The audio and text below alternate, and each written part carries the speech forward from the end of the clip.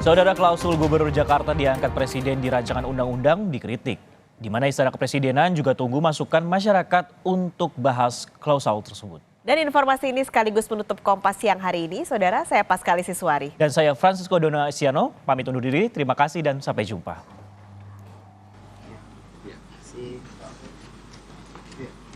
Selasa lalu lewat sidang paripurna, Dewan Perwakilan Rakyat menyepakati rancangan undang-undang tentang Provinsi Daerah Khusus Jakarta atau DKJ sebagai rancangan usul inisiatif DPR.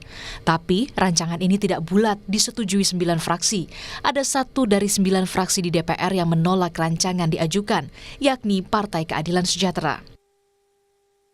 Tentang Provinsi Daerah Khusus Jakarta yang menyatakan 8 fraksi setuju, yaitu fraksi PDIP, fraksi Golkar, fraksi Gerindra, fraksi Nasdem, fraksi Demokrat, fraksi PKB, fraksi PAN, dan fraksi P3, dan 1 fraksi yaitu fraksi PKS menolak.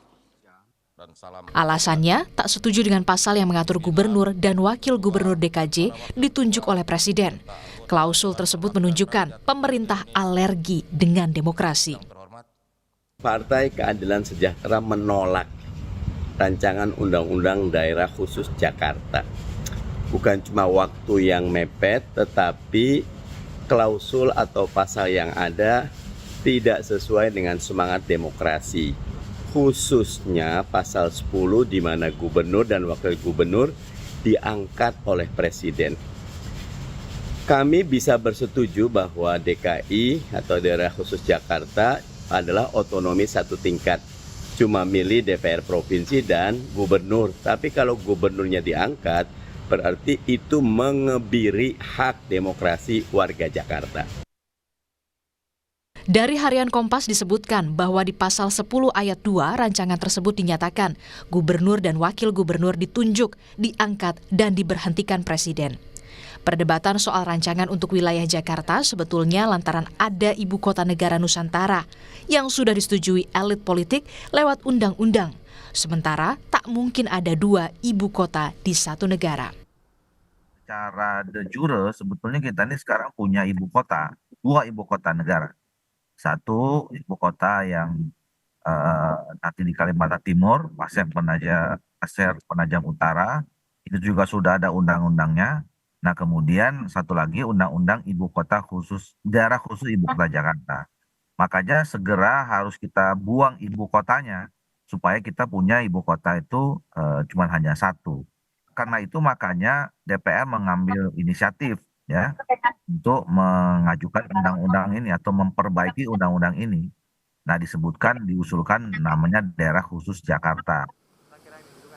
Tapi soal pasal 10 sebetulnya Golkar masih belum sepakat. Di tahap pembahasan bersama pemerintah, Golkar ingin mengkaji lagi soal pengangkatan gubernur oleh Presiden.